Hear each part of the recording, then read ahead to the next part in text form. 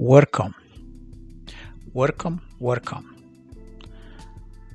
Guys, aujourd'hui j'ai un message très important pour le Burundi. Un message très important pour le Burundi et les amis du Burundi. Je vais vous parler sur un sujet qui est très sensible, mais aussi qui est très intéressant.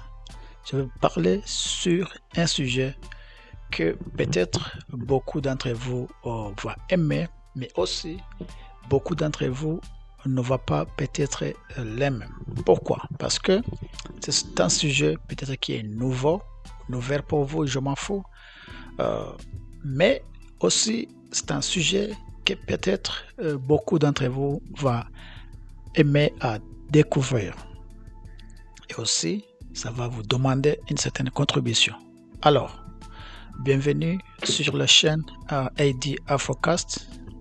AD Afrocast, c'est une chaîne en ligne qui traite des news, des informations qui concernent surtout le continent et la communauté africaine partout dans le monde. C'est une nouvelle chaîne, mais qui peut-être va aller très loin si Dieu nous aide. Alors, je vais vous parler sur un sujet qui concerne d'une part la politique, aussi de l'autre part la vie de toute communauté burundaise.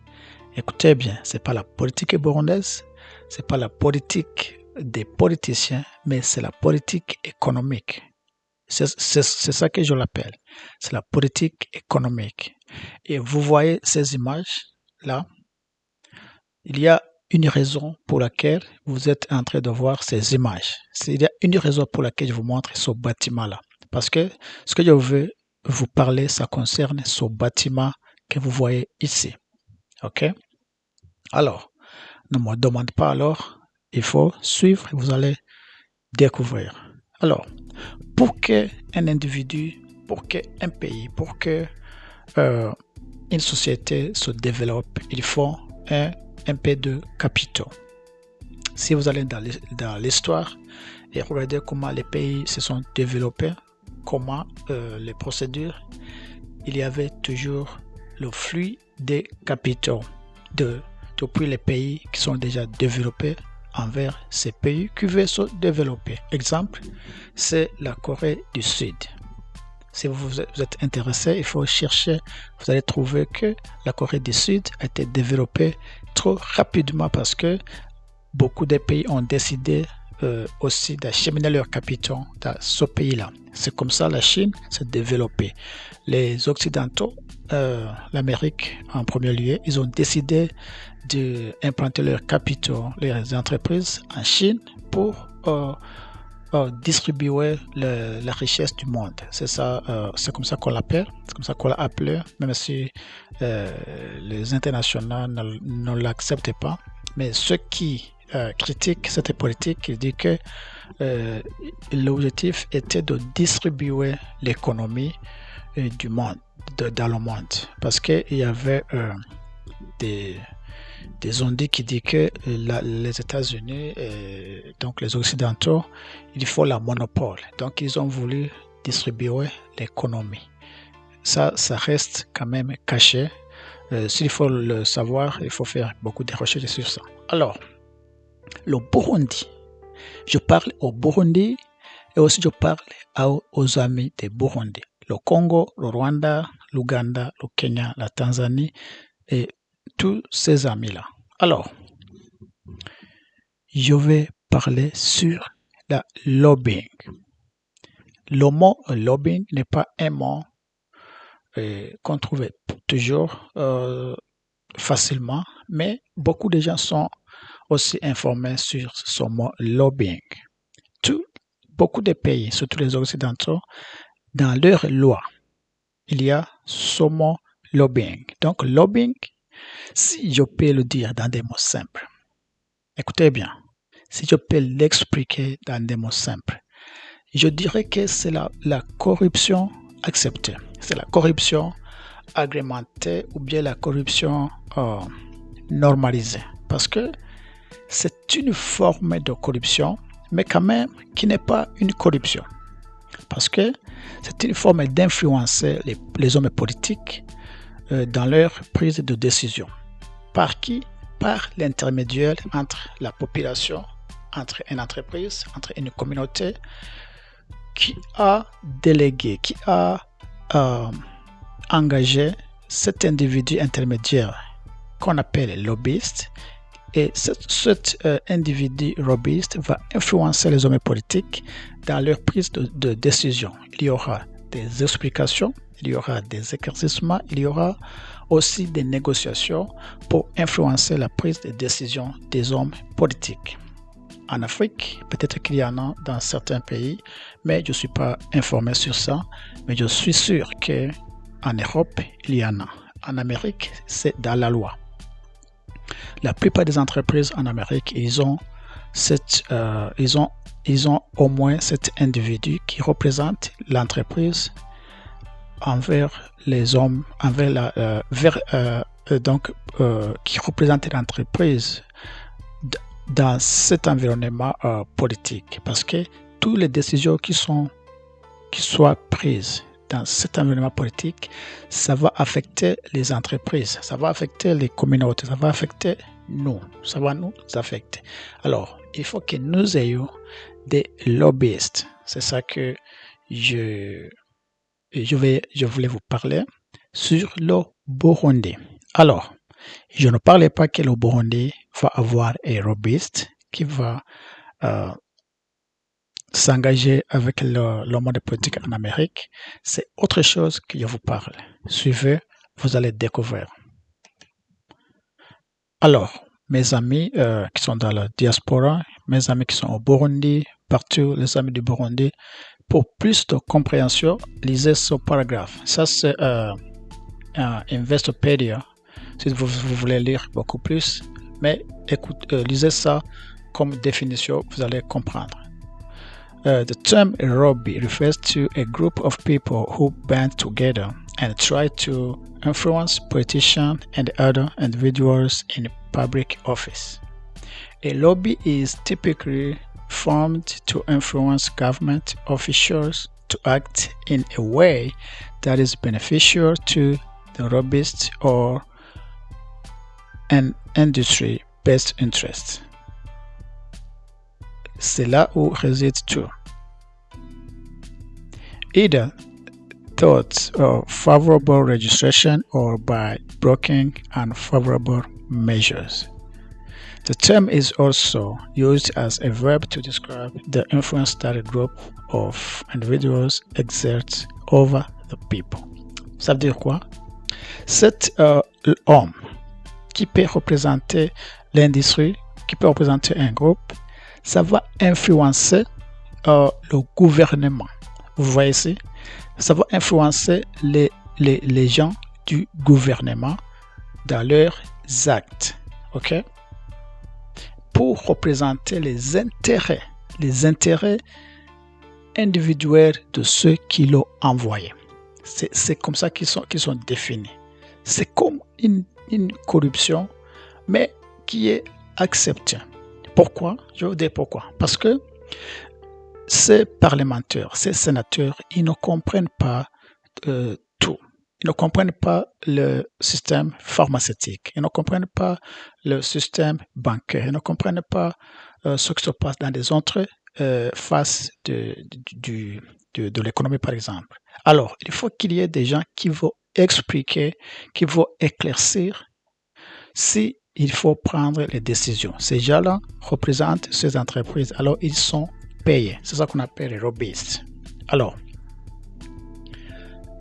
mes amis, pour y arriver, nous, il faut que nous ayons de l'argent.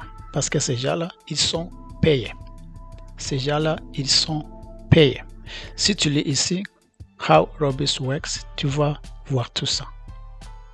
Parce qu'ils sont payés, il faut qu'il y ait de l'argent. Ça veut dire quoi? Il faut qu'il y ait de la communauté qui est solide, qui peut mettre ensemble ce pognon pour engager une personne et l'envoyer envers ces hommes politiques. Alors, ici par exemple, Venez ici par exemple. Depuis ici. It also means the action of trying to exert influence over other individuals. Lobbyists are particularly active and were founded, right here, were founded by certain industry, notably pharmaceuticals, oil and gas, insurance, aerospace and defense, utility, banks and real estate. C'est ça que je voulais que vous compreniez. They are particularly active and were funded. Ça veut dire quoi? On les donne de l'argent pour faire ce travail. Ok, ça vous avez compris, je crois. Je viens alors chez nous. Je vais chez nous. Alors, pourquoi au Burundi, les lois ne changent pas? Pourquoi les lois de l'Amérique envers le Burundi ne changent pas? Je parle surtout pour l'Amérique parce que c'est là où nous voulons commencer. L'idée n'est pas venue surtout de moi, l'idée est venue d'autres personnes, mais nous voulons commencer à faire ça très bientôt. Alors, pourquoi le Burundi? La loi de ces pays occidentaux vers le Burundi ne change pas. C'est parce que nous n'avons pas un individu qui représente notre société. Allons à la Somalie, allons à Philippines, allons dans des autres pays qui ont compris ça avant. Ils sont déjà là qui représentent leurs intérêts. Si aujourd'hui au Burundi, les gens n'auront pas les visas de travail, c'est pourquoi? Parce que la loi sur le Burundi n'a jamais cité ça. Donc le Burundi est bloqué dans son domaine. Mais si on avait quelqu'un qui représente nos intérêts, cette personne va influencer ces hommes politiques pour débloquer ça pour le Burundi. Comme ça, le Burundi va aussi avoir les mêmes chances que les autres pays. C'est ça que je parle. Il y a aussi autre chose. Alors, il faut être au-delà des problèmes de la communauté burundaise. C'est ce que je veux souligner.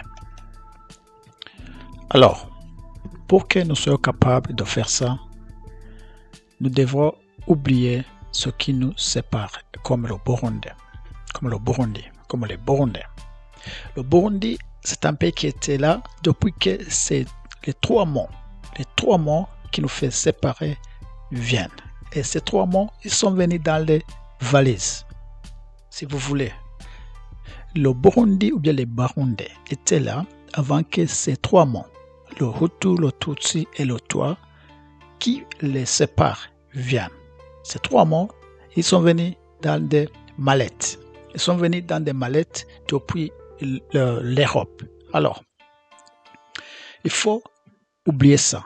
Il faut dépasser ces histoires et se mettre ensemble. Les diasporas et ceux qui sont au pays et tous ceux qui veulent soutenir l'argument.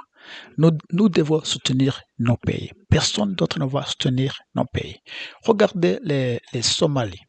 Les Somalis, ils ont déjà des gens qui les représentent dans la politique américaine. Regardez tous ces pays de l'Est. Ces pays, ils ont déjà qui les représentent dans leur politique. Hein? Maintenant, j'ai rencontré un gars qui était du Ghana. Ils étaient en train de nous convaincre pour nous allier derrière lui parce qu'il postulait pour être gouverneur du state de North Dakota. J'ai jamais vu un Burundais, un Rwandais et un Congolais qui pouvaient faire ça. Alors, il faut dépasser ces choses-là qui nous séparent pour au moins nous allier ensemble derrière quelqu'un pour avancer nos intérêts de la communauté. Je ne parlais pas de la communauté qui sont déjà en Amérique, je parlais le Burundi. Nous avons besoin des capitaux dans nos pays. Nous avons besoin des gens et des étudiants qui sont très intelligents. Les Burundais sont parmi les gens qui sont très intelligents dans le monde. Il faut que ces jeunes Burundais qui ont fait des universités, qui peuvent faire ces tests de l'anglais.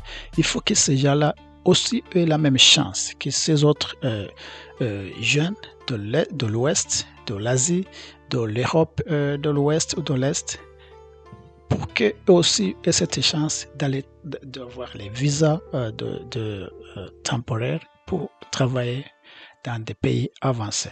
J'ai travaillé avec des gens qui sont venus de ces pays de l'Europe de l'Est ou de l'Ouest. Ils sont aussi pauvres comme nous. J'ai travaillé avec ces gens-là. J'ai travaillé avec des gens qui sont venus ici de l'Amérique du Sud. Ils sont là, on leur donne des visas temporaires, 3 mois, 6 mois, 9 mois, 12 mois. Après, ils peuvent renouveler ou bien ils rentrent, continuer leurs affaires. J'ai jamais vu ça au Burundi. Pourquoi? Parce que nous n'avons jamais eu quelqu'un qui peut représenter nos intérêts. Alors, comme ça que ça se fasse. Comment on va le faire? Je vais vous expliquer un peu de moi comment on va le faire. Alors, si tu fais un peu de recherche, tu vas trouver qu'il y a au moins 7000 personnes qui sont nées au Burundi et qui vivent aux États-Unis. Ça, c'est seulement des gens qui vivent aux États-Unis et qui sont nés au Burundi. Ça veut dire quoi? Si on ajoute les autres personnes qui sont nées ailleurs, donc c'est au moins fois 3. Disons qu'il y a au moins 20 000 personnes qui vivent aux États-Unis. Et si on fait une contribution de même $20 par mois, $20 par mois, on va être capable de mettre ensemble une somme qui va nous aider à nous allier derrière quelqu'un. Comment les lobbies fonctionnent? C'est comme ça. Nous aurons l'occasion d'avoir des gens qui sont très informés, qui ont de l'expérience, qui connaissent comment fonctionne, comment on fait toutes les étapes. Ils vont le faire. Moi, je ne fais que faire l'introduction. Alors, nous allons faire une contribution. Nous allons le mettre dans un compte qui est protégé. On va utiliser des moyens qui peuvent exister pour protéger ce compte. Et puis, comment on fait? On commence avec les élections. Quand les gens commencent à faire des descentes pour chercher les votes, c'est comme ça qu'on commence. Ça veut dire quoi? Disons qu'on choisit le state de Texas, le state de New York. On va nous allier derrière une personne politique. Cette personne politique, on va lui aider, on va lui donner une somme que nous aurons déjà récoltée. Et puis, nous allons lui donner nos agendas. Nous sommes Burundais, nous voulons que le Burundi soit traité comme ça. Nous voulons ses bénéfices, nous voulons ses avantages comme les autres pays. On va faire une liste. Par exemple, éducation. Il faut que les Burundais aient l'avantage d'aller étudier facilement en Amérique. 2. Il faut que les Burundais qui ont fini des écoles soient aussi considérés comme les autres pays qui veulent postuler pour avoir les visas de travail s'ils sont qualifiés, parce qu'ils seront beaucoup plus qualifiés que vous croyez. Les Burundais, ici en Amérique, ils sont très intelligents, ils excellent trop. 3e, il faut que les institutions, les infrastructures que l'Amérique a besoin pour procéder, tout ce qu'il veut procéder, comme les visas, comme tout, soit installé au Burundi, pas au Kenya ou bien pas ailleurs. Parce que nous avons déjà l'ambassade américaine au Burundi qui est sur des hectares. Alors, il faut que tout ça soit fait. C'est un exemple que je vous donne, mais c'est comme ça que ça se fasse. Alors, cet homme, quand ils seront élus, ils auront la liste. Quand il faut décider les lois sur la politique étrangère, les représentants, ils viennent, ils vont expliquer alors au président, aux parlementaires, aux sénateurs, à tous ceux qui vont faire décider les lois. S'il faut décider les lois sur le Burundi, cet homme, il va se faire debout. Hey, il ne faut pas faire ça parce que ça. C'est comme ça que ça fonctionne. C'est comme ça que ça fonctionne. Si on veut casser les aides sur l'Israël, les lobbyistes de l'Israël, ils se déclarent, hey, il ne faut pas faire ça, parce que si vous faisiez ça, les désavantages, c'est ça. S'il faut couper les aides sur le Burundi, il faut que quelqu'un soit debout et dire, hey, moi je représente cette communauté burundaise qui habite en Amérique. Il y a une terre, il y a des milliers de Burundais qui sont ici, qui suivent tout ce qu'on fait ici. Ils paient des taxes, ils font tout ça. Alors, si vous faites ça, c'est ça les désavantages. C'est comme ça que ça fonctionne en Amérique. Ces gens qui décident les lois, ils ne sont pas informés, c'est déjà comme nous. Ils ont besoin des autres individus qui leur éclairent, qui leur orientent, qui leur expliquent quand il faut prendre des décisions. Alors, nous avons besoin de cette personne. Comment? Nous allons mettre une somme ensemble, nous allons nous allier devant un homme politique. Ça peut produire des résultats. Peut-être dans 5 ans, dans 10 ans, mais il faut que nous ayons cette mentalité dans nos têtes. Il faut que nous commençons à changer les mentalités. Alors, ça commence où? Ça commence par dans nos têtes. Éviter ces mots, les Hutus, les Tutsis et les Twa. C'est pas nos caractères, c'est pas des cachets qui sont sur nous. On nous a mis ça, on a mis ça sur nous. Nous ne sommes pas nés avec ça. Ça, c'est venu de l'Europe dans des mallettes, dans des avions. On les a mis au Burundi. On a dit, toi tu es Tutsi, toi tu es Hutu. Et on a accepté. Maintenant, il faut oublier ça. Sinon, le Burundi sera toujours dans des misères. Il n'y a pas un seul pays qui s'est développé sans que la diaspora a fait une chose. Alors, nous allons faire, et je crois que les amis qui sont au Canada, en Belgique, en Hollande, en Allemagne, partout dans le monde, en Chine, il faut nous rejoindre. Si c'est votre tour, nous allons vous rejoindre aussi. Mais le pays, nous devons sauver le pays. Nous devons faire une chose. Il ne faut pas vous mêler dans les politiques de chez nous là. Les politiques, c'est pour les politiciens. Tout ce qu'ils font, peut-être que ça va aller. Mais je sais que beaucoup vont dire, voilà, là-bas, il y a ça. Hey, ça, c'est ça. Je m'en fous. Vous voulez aussi vous en foutre. Il faut nous faire nos parts. Il faut commencer, les autres, ils vont nous joindre. Alors, je crois que nous aurons des gens qui sont informés, plus que moi, quand on aura décidé de commencer et d'aller très profond. Autre chose, nous allons chercher les représentants de la diaspora burundaise aux États-Unis. Je n'ai pas encore parlé à eux, mais j'ai commencé à chercher des contacts. Nous allons parler à ces gens-là parce qu'eux, ils connaissent déjà beaucoup plus que nous le système, les contacts.